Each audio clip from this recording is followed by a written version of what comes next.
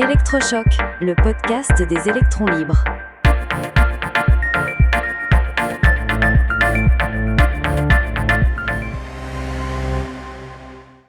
Électroscope, des robots, de l'énergie et des supersoniques. Bienvenue dans le premier numéro d'Électroscope. Aujourd'hui, nous allons parler d'innovations qui pourraient bien changer notre quotidien. Des robots humanoïdes qui arrivent dans nos maisons aux nouvelles manières de produire et stocker de l'énergie propre. Salut Max, salut à tous. Et on va même parler du retour des vols supersoniques, mais en version silencieuse cette fois. Un programme chargé, mais passionnant. Alors commençons par ce qui relève presque de la science-fiction, le robot domestique. Exactement. On ne parle pas d'un simple aspirateur intelligent, mais d'un véritable assistant humanoïde. Il s'appelle Neo, il mesure 1,68 m, pèse 30 kg, mais il est capable de soulever jusqu'à 70 kg. C'est assez impressionnant. C'est même bluffant. Il est conçu par une start-up, One X Technologies, et il est pensé pour nous aider dans les tâches de tous les jours. Plier le linge, ranger les courses, vider le lave-vaisselle, bref, tout ce qu'on rêve de déléguer. On est bien d'accord. Il se pilote à la voix ou via une application et il a une autonomie de 4 heures. Alors bien sûr, ce n'est pas encore parfait. Il est encore maladroit et sa voix est, disons, un peu robotique.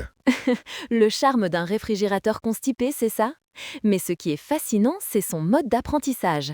Quand il ne sait pas faire quelque chose, un opérateur humain peut prendre le contrôle à distance, en réalité virtuelle, pour lui montrer.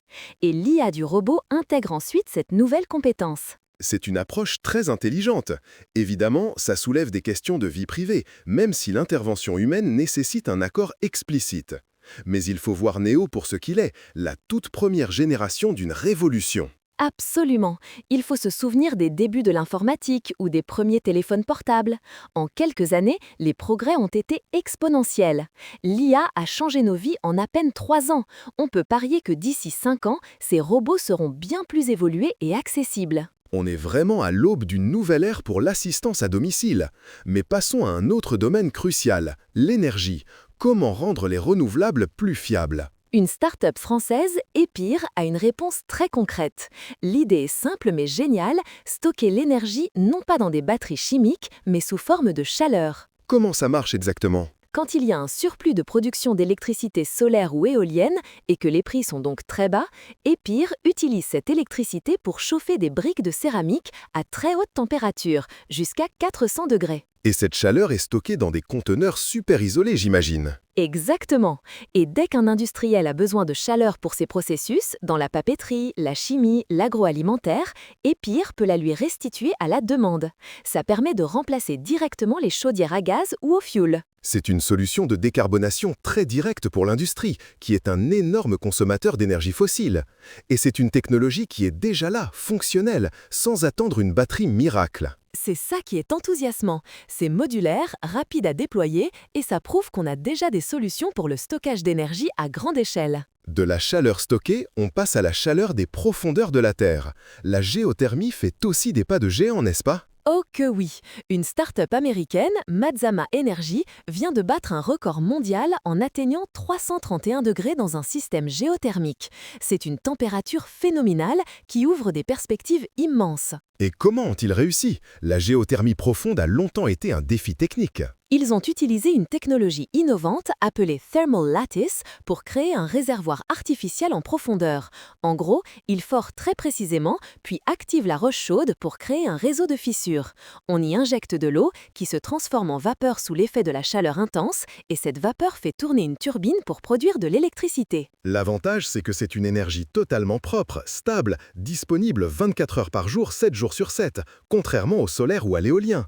C'est idéal pour alimenter des infrastructures critiques comme les data centers d'IA par exemple. Exactement. D'ailleurs, en parlant d'IA, il y a aussi du nouveau pour réduire son impact environnemental.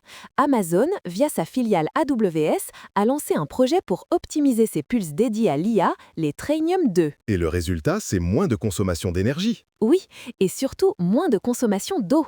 En optimisant les calculs, les pulses chauffent moins.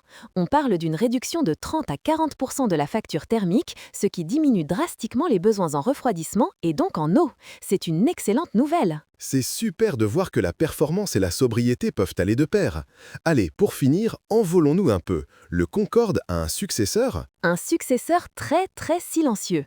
La NASA et Lockheed Martin ont développé le X-59, un avion supersonique expérimental dont le but est de transformer le bang assourdissant en un simple thump, un bruit sourd comparable à une porte qui claque. C'est le fameux bang qui a conduit à l'interdiction des vols supersoniques au-dessus des terres. S'ils arrivent à le réduire, ça change tout. C'est tout l'enjeu.